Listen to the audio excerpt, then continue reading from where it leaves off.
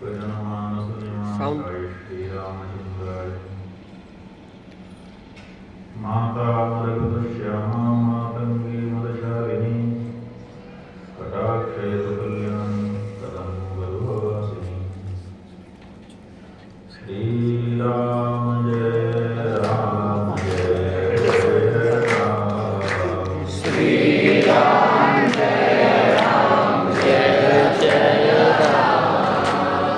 श्रीराम जय राम जय जय राम।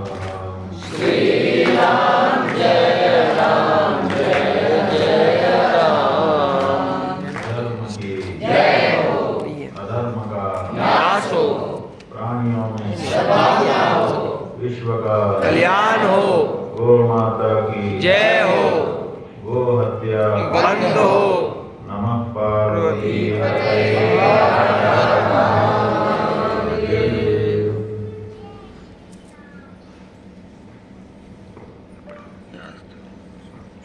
भगवान परम कारुणिक ज्ञानावतार श्रीमद् शंकराचार्य जी महाराज का ये आशीर्वाद है कि हम लोग आज उनकी शिष्य परंपरा में होकर उनके द्वारा अपने चरणों से पवित्र किए गए इस ज्योतिर्मठ स्थान में बैठे।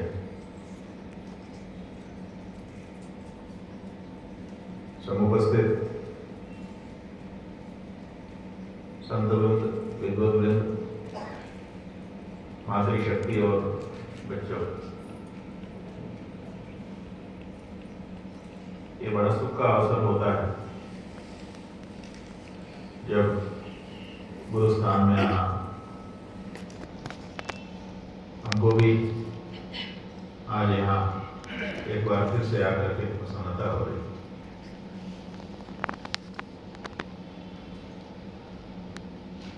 कई दिन हो गए थे, बीच में कई बार हमारा आना भी हुआ, लेकिन आए गए ही हो गया। यहाँ रुक पाने का मौका ही नहीं मिल रहा। हालांकि मठ के ही काम से हम अन्यत्र जा रहे, लेकिन फिर भी मठ में रहने का जो सौभाग्य है, जो सुख है, उसको भी पाने की इच्छा तो रहती ही। तो भगवान ने कृपा की, ये मौका मिल गया। अब कपाटोद्घाटन जो भगवान बद्रीनाथ जी के होंगे, उसके पहले तक यहाँ पर रहने का मौका है।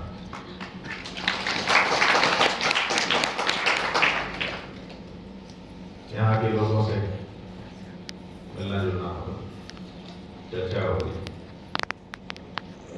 और जो दो कार्य इस समय प्रासंगिक हैं, उनको भी हम लोगों को संपन्न करना है। एक तो बात यह है कि ये ज्योतिर्मठ है। अभी आप सुन रहे थे मुकुंदानंद गिरी जी महाराज से कि गाय की बात इस समय हम लोगों ने सबसे ऊपर रखी हुई। हम लोगों ने नहीं रखी है, ये हमारे पूर्वजों ने रखी है। कैसे रखी है कि उन्होंने नियम बनाया है कि घर में रोटी बनेगी किसी भी हिंदू के घर में, सनातनी के घर में, तो पहली रोटी किसकी हो? गाय की। हमारे यहाँ बहुत से लोग महत्वपूर्ण हैं। हमारे भगवान सबसे महत्वपूर्ण है, लेकिन पहली रोटी भगवान की नहीं, गाय की। हमारे गुरु महत्वपूर्ण है, लेकिन पहली रोटी गुरु महाराज की भी है। आप लोगों के घर की पहली रोटी गुरु महाराज की होती है? नहीं होती। जबकि उनके सामने आप आते हो तो हाथ जोड़ के खड़े होकर कहते हो गुरु ब्रह्मा गुरु विष्णु, अभी कहा आपने। लेकिन जब रोटी आपकी बनती है तो गुरु महाराज को नहीं देते। आपके देवता आपके घर में बैठे हैं, उनके सामने आप जाते हो, हाथ जोड़ के खड़े होते हो, बोलते क्या हो? त्वमेव माता च पिता, त्वमेव, तुम ही सब कुछ हो, त्वमेव सर्वम मम देव, हे देव देव, आप ही हमारे सब कुछ हो। लेकिन जब रोटी बनती है तो पहली रोटी भगवान को देते हो? नहीं देते। आपके घर के बुजुर्ग आपके लिए बहुत महत्वपूर्ण है, उनको भी नहीं मिलती।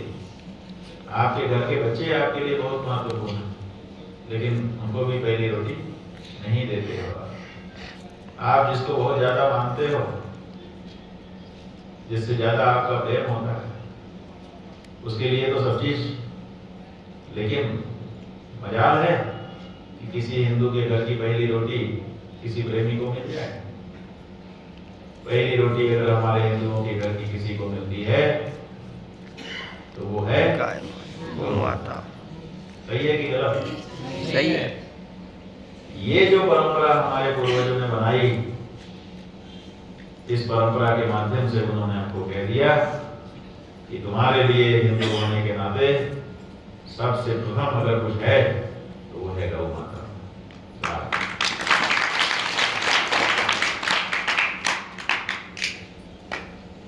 ये तो एक प्रमाण हो गया कि गाय हमारे लिए सबसे पहले। दूसरा प्रमाण भी देख लो। दूसरा प्रमाण क्या है? दूसरा प्रमाण यह है कि आप पूरी दुनिया में चले जाओ, आपको अगर कोई मिलेगा और वो कहेगा कि मैं हिंदू हूं, तो आप उसका गोत्र पूछेंगे, बोलो आपका गोत्र क्या है?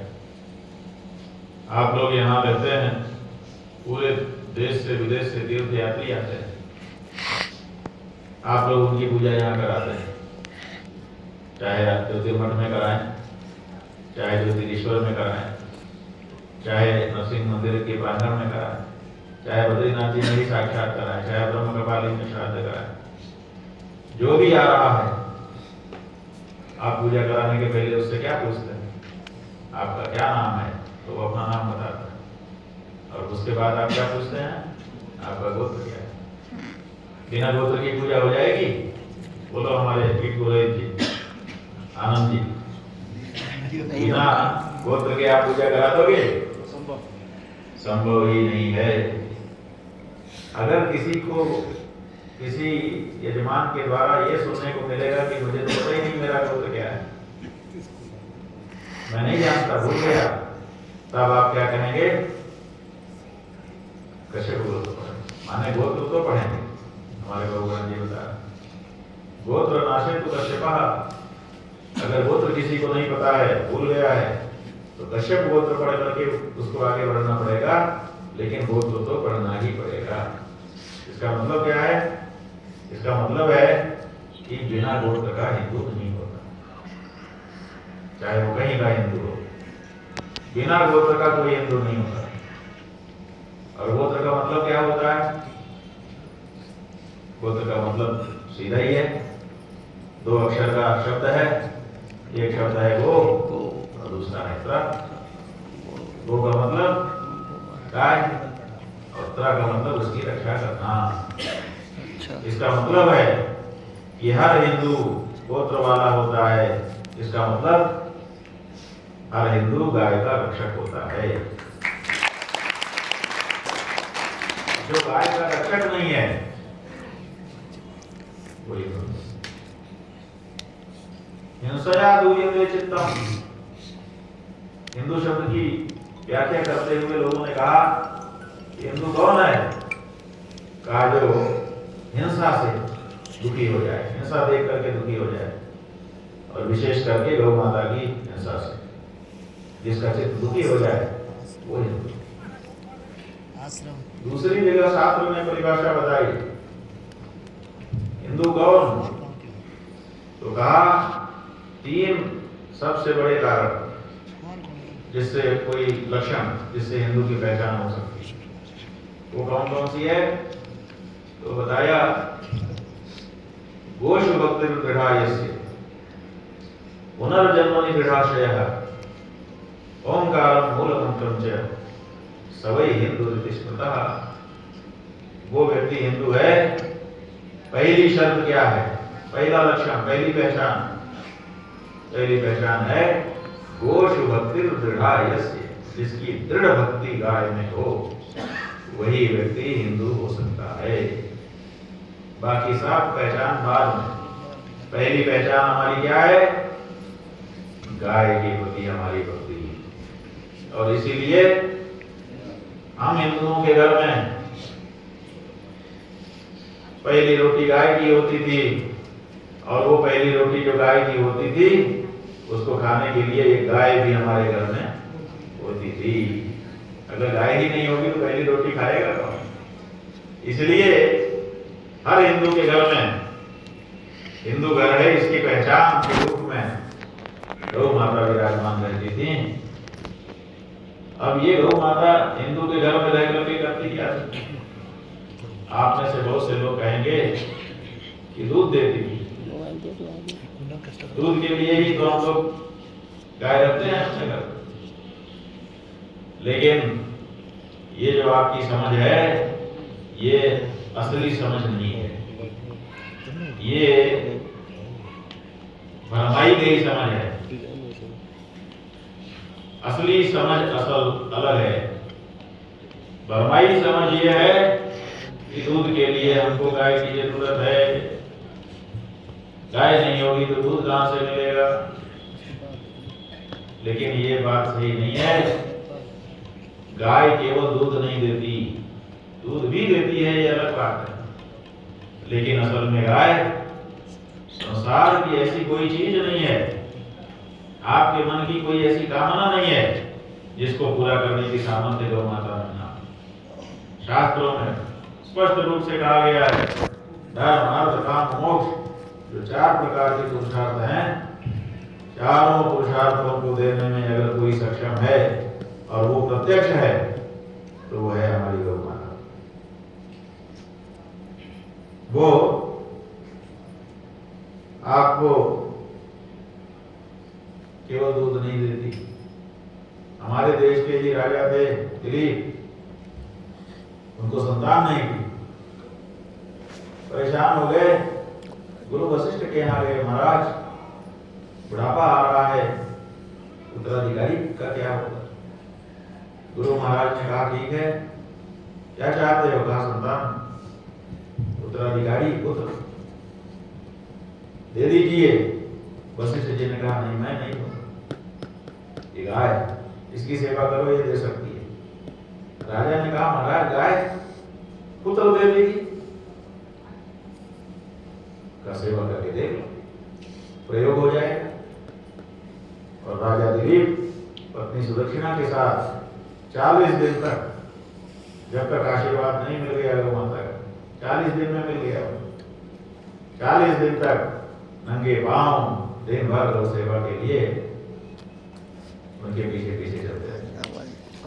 40 दिन के बाद भगवती गौ ने जब देखा कि दृढ़ भक्ति है इस राजा की हमारे प्रति, तो उन्होंने आशीर्वाद दिए कि जाओ तुमको पुत्र होगा और प्रतापी पुत्र होगा। और प्रतापी पुत्र कितना हुआ? उनके पुत्र का नाम है रघु। उसी रघु से रघुवंश चला जिसमें भगवान श्री राम का आविर्भाव। राम हुए लेकिन रामवंशी कोई नहीं होता, खुद राम भी रघुवंशी हुए, ऐसा प्रतापी हुए। ये किसके आशीर्वाद से मिला? गौ माता के आशीर्वाद। इसका मतलब है कि गौ माता केवल दूध नहीं देती, गौ माता जरूरत पड़ेगी तो आपकी गोद भी भर सकती है। इतना ही नहीं, दूसरे पुराण में कथा आई है कि वशिष्ठ मुनि के आश्रम में विश्वामित्र राजा चले गए, बड़ी सेना लेकर के गए थे, लंबे समय तक रहे, लेकिन न खाने की कमी हुई, न पहनने की कमी हुई, न रहने की कमी हुई। राजा ने सोचा कि हम तो राजा हैं, प्रजा से टैक्स लेते हैं तब हमारे यहाँ खजाना भरा रहता है, तभी हम इतना बढ़िया नहीं खिला सकते इतने सारे लोगों को इतने लंबे समय तक। और ये महात्मा जी वशिष्ठ आश्रम में रहते हैं और हमारी इतनी बड़ी सेना को बढ़िया कई दिनों से भोजन करा रहे हैं और कुछ कमी नहीं हो रहा है इनके यहाँ। इतना धन इनके यहाँ कहां से आ गया? इन्हीं बेचो, इन्हीं बेचने की जरूरत नहीं थी, क्योंकि इली की जरूरत नहीं पड़ती थी। उस समय का राजा सीधे बात करता, वशिष्ठ मुनि के पास गए, कहा हमको रहस्य बताइए, आपके पास इतना धन धान्य समृद्धि कैसे आ गई? वशिष्ठ जी ने कहा गौ माता की कृपा है, और क्या इनकी कृपा से क्या नहीं मिलता। आप भी गौ सेवा करो, आपको भी कमी नहीं रहेगी। विश्वामित्र को समझना चाहिए था कि किसी भी गाय गौ माता की सेवा करेंगे तो वही लाभ मिले, लेकिन उन्होंने कहा नहीं, आप ही वाली हमें दे दो, इसी से हमको लाभ हो। फिर छीना झपटी हुई, बड़ी लड़ाई हुई, लेकिन कहने का मतलब अभी हमारा वो कथा सुनाना उद्देश्य नहीं है। अभी हमारा उद्देश्य ये है कि आपका ध्यान इस बारे में जाए कि गौ सेवा से धन धान्य की समृद्धि प्राप्त हो सकती है, और धर्म उसकी तो बात ही नहीं। गाय से हमको आहुति देने के लिए शुद्ध देशी घी प्राप्त होता है, और वो जब हम मंत्र के साथ आहुति पढ़ करके हवन कुंड में डालते हैं, उससे देवता प्रसन्न हो जाए, और देवता जिसके ऊपर प्रसन्न हो जाए क्या नहीं दे सकते। इसलिए धर्म हो, अर्थ हो, काम हो, मोक्ष हो, काम के बारे में अभी बताया पुत्र देवी, और पुत्र ही नहीं, शारीरिक स्वास्थ्य भी भोग भोगने के लिए जरूरी होता है। आपके पास सारे भोग हों लेकिन स्वास्थ्य ही ठीक ना हो तो आप क्या भोग भोगेंगे? क्या खाएंगे, क्या पिएंगे, क्या कुछ करेंगे? तो ऐसी परिस्थिति में स्वस्थ जीवन जो कामनाओं की उपभोग के लिए आवश्यक है, वो भी गौ माता के दूध से पुष्टि हमको प्राप्त होती है, तुष्टि प्राप्त होती है। इसलिए गाय जो है हमारी सभी कामनाओं की पूर्ति करने में समर्थ प्रत्यक्ष देवता है। एक समय ऐसा आया था जब असुरों ने आक्रमण कर दिया। असुर आक्रमण करते रहते हैं, अभी आपने सुना थोड़े दिन पहले पहलगाम में कर दिया। कौन कौन हिंदू है, हिंदू देख देख करके मार दिया। तो ये आक्रमण आज नहीं है, होता रहता है, पहले भी बहुत बार हुआ है। अभी तो मनुष्यों पे हुआ है, देवताओं पे होता रहता है। तो ये आक्रमण हो गया देवताओं के ऊपर, और इतना सघन आक्रमण था कि बचना कठिन था, बच नहीं सकता। कॉम्बिंग होती है, घेराबंद किया जाता है, चारों तरफ से अगर घेर लिया और धीरे धीरे घेरा समेटते गए तो कहाँ जाएगा? जो भागना चाहेगा पकड़ लिया जाएगा। तो असुरों ने चारों तरफ से देवताओं को घेरा, और घेर करके घेरा छोटा करने लग गए। देवताओं ने सोचा अब क्या होगा, अब तो हम मारे जाएंगे। बचने का कोई रास्ता दिखाई नहीं दिया, और तब सब देवता गाय के शरीर में प्रवेश कर गए। क्यों शरीर में प्रवेश कर गए? क्योंकि गाय अज्ञा है, गाय नहीं मारी जाती। असुर भी गाय को नहीं मारते, इसीलिए गाय के शरीर में प्रवेश करके सब देवताओं ने अपने प्राणों की रक्षा कर। 35 कोटि देवता गाय के शरीर में रहते हैं। आप लोगों ने सुना होगा, गाय के लिए रहते हैं।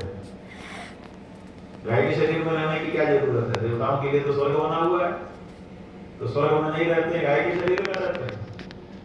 आपके मन में अगर ये सवाल आए तो उसका उत्तर यही है कि गाय के शरीर में वो सुरक्षित महसूस करते हैं कि गाय को कोई नहीं मारेगा, इसलिए गाय के शरीर में अगर हम रहेंगे तो हम भी मारे नहीं जाएंगे। ठीक उसी तरह से जैसे आपका छोटा बेटा जब पिता के द्वारा किसी कारण से डांट खाता है और पिटाई करने के लिए पिता अभिनय करता है कि अभी मारूंगा, तो वो दौड़ करके अपनी माँ आपकी गोद में पहुंच जाता है और उसके आंचल की छाया अपने सिर पे डाल देता है। और जैसे ही आंचल की छाया अपने सिर पे डाली, वैसे क्या होता है, और कुछ होता हो पता नहीं, लेकिन वो बच्चा अपने आप को सुरक्षित महसूस करने लगता है। करता है कि नहीं? आप लोगों में से अधिक को इस बात का अनुभव है। माँ की आंचल, माँ का जो आंचल, पतला सा कपड़े का आच्छादन, वो क्या रक्षा करेगा, लेकिन वो रक्षित हो जाता है। ये बात भी सही। ऐसे ही गौ माता के शरीर में अगर हम रह जाएंगे तो उनकी छाया हमको सुरक्षित कर देगी। ऐसा सोच करके देवता भी उनकी छाया में रहते हैं। अगर देवता उनके श्री विग्रह में समा करके सुरक्षित हो सकते हैं, तो हम क्यों गौ माता की आड़ लेकर के सुरक्षित नहीं हो सकते? हम भी गौ माता की आड़ में सुरक्षित हो सकते हैं, लेकिन आज हम असुरक्षित हैं इसीलिए क्योंकि हमारी जो आड़ थी, जो हमारी ढाल थी, उसी को हमने खत्म करने के लिए छोड़ दिया है। अब गाय को काटा जा रहा है और हम उसकी रक्षा के लिए आगे नहीं आ रहे। तो जब हमारी ढाल ही कट जाएगी तो हमको कौन बचाएगा? ये गाय हमारी ढाल है और हमको बचा देगी। हर हिंदू के घर में जो गौ माता सेवा पाती थी, उसके परिणाम स्वरूप जब कोई घर पे विचार कर्म करता था, कोई मारण आदि प्रयोग कर देता था, तो सबसे पहले उस प्रयोग को आपके घर के बाहर खड़ी गाय झेल लेती अपने ऊपर और आपके परिवार को सुरक्षित कर देती। वो आपकी ढाल थी महाराज, आपने उस ढाल को आज हटा दिया है, इसलिए आपके ऊपर आक्रमण हुआ है। तो हम लोगों ने सोचा कि ऐसी गौ माता की सेवा के लिए जो पूर्वजों ने प्रथम कार्य बनाया है, उस प्रथम कार्य को करना चाहिए। तो इस समय उसी में लगे हुए। अब एक सवाल हमसे लोगों ने पूछा कि भगवान आदि शंकराचार्य के चरण चिन्हों पे आप लोग चल रहे हैं। भगवान आदि शंकराचार्य जी ने 4 पीठ बनाए। 4 पीठ में हर पीठ का एक नाम रखा, तो आपके पीठ का नाम तो गाय से संबंधित रखा नहीं। आपके पीठ के नाम में कहाँ गाय शब्द है? गोवर्धन पीठ। जबकि 4 पीठों में से एक पीठ उन्होंने साक्षात बनाई, जिसका नाम ही है गोवर्धन पीठ। गोवर्धन पीठ, गोवर्धन, गाय का वर्धन, गाय का संवर्धन करने वाली पीठ। तो जब गोवर्धन पीठ है ही है, तो फिर आप इस काम में आगे क्यों जा रहे हैं? आप दूसरे काम में आगे जाइए। गाय का काम गोवर्धन पीठ के लिए छोड़ दिया। तो हमने कहा भाई गाय का काम गोवर्धन पीठ भी कर रहा है, केवल अकेले हम नहीं कर रहे हैं। चारों शंकराचार्य पीठों के जो 4 शंकराचार्य इस समय वर्तमान हैं, हम चारों मिल करके गौ रक्षा का ये प्रतिष्ठा का सब इस बारे में एक मत है कि गौ रक्षा होनी चाहिए और उनके सम्मान की भी रक्षा होनी चाहिए। केवल प्राण की रक्षा नहीं, उनके सम्मान की भी रक्षा होनी चाहिए। और दूसरी बात ये है, हमने कहा हमारा भी संबंध है, थोड़ा सा प्रकट नहीं है, छिपा हुआ। 2-3 मिनट बोले बताओ, तो हमने कहा हम बता रहे हैं, समझ लो, अगर सही लगे तो हाँ कहना। बोले हाँ बताइए। तो हमने कहा हमारे मठ का नाम क्या है? ज्योतिर्मठ। बोले ज्योतिर्मठ। हमने कहा ज्योति देखी है? बोले हाँ देखी है। हमने कहा वो कैसे जलती है? सूखी रुई रख दे तो जल जाएगी ज्योति? ज्योति रहेगी? नहीं जल सकेगी। उसके लिए घी चाहिए, बिना घी के ज्योति भी नहीं जल सकती। इसलिए अगर ज्योति प्रकट करना है तो उसके लिए भी गौ माता की आराधना सेवा करनी पड़ेगी। तो हम लोग इस कार्य में बंधुओं लगे हुए हैं। आपके उत्तराखंड के ही, आपके माने ये ना समझना कि हमारा उत्तराखंड नहीं, हमारे आपके उत्तराखंड में ही गोपाल मुनि जी, जिन्होंने यहाँ पर पिछले चातुर्मास में गौ कथा कही थी, आप में से बहुत से लोगों ने सुना होगा। कौन कौन सुना था बता दीजिए। यहाँ हमने सुना, हाँ ठीक है। हम भी सुने। तो गोपाल मुनि जी ने गौ कथा यहाँ पे आके कही। नहीं, हम नहीं सुने। वही गोपाल मुनि जी का एक गौ प्रतिष्ठा आंदोलन चल रहा है। तो हम शंकराचार्यों ने चारों ने उन्हीं के आंदोलन को समर्थन दिया है, अलग से कोई आंदोलन हम लोग नहीं चला। जब एक व्यक्ति शुद्ध भाव से कोई कार्य कर रहा है तो सबको अलग करने की क्या जरूरत है, उन्हीं को समर्थन दिया है। तो हम लोगों ने उन्हीं को समर्थन दिया हुआ है और आंदोलन को आगे बढ़ा रहे हैं। बहुत सुंदर। अभी पिछले दिन आपकी जानकारी के लिए हम बताना चाहेंगे कि हम दिल्ली कुंभ में थे, तो हम लोगों ने वहाँ पर गौ माता के श्री विग्रह में जो 35 कोटि देवता हैं उनको जागृत करने के लिए, उनको प्रसन्न करने के लिए यज्ञ शुरू किया कि उन 33 कोटि देवताओं को हम आहुति देकर के प्रसन्न करें। पहले देवता को स्वाहा, दूसरे देवता को स्वाहा, तीसरे देवता को स्वाहा, ऐसे देते चले। 324 कुंड बनाया था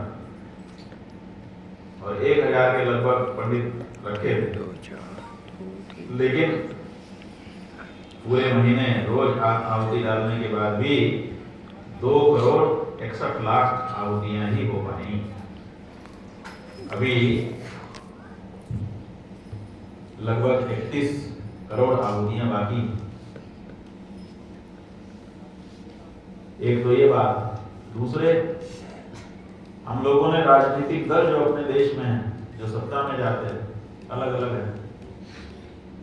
कभी ये आता है, कभी ये आता है, ऐसे आपस में लड़ते रहते हैं। कभी कोई जीतता है, कभी कोई जीतता है। कुछ लोग इस पार्टी के साथ रहते हैं, कुछ लोग उस पार्टी के साथ रहते हैं। हम लोग अभी तक किसी पार्टी के साथ नहीं जा पाए। क्यों नहीं गए? वोट देने ही नहीं जाते हैं। क्यों नहीं जाते? इसलिए नहीं जाते कि किसको वोट दें, क्योंकि अभी तक जो भी पार्टियां हमारे देश में शासन करने के लिए आई वो सब गौ हत्या को बढ़ावा दे रहे हैं। अगर हम उनको वोट देंगे जाकर के तो हमारा वोट भी उसमें समर्थन माना जाएगा, तो हमको भी गौ हत्या का पाप लगेगा। तो ये विचार करके हम लोग अभी तक वोट देने नहीं जाते हैं। इसीलिए उन पार्टियों से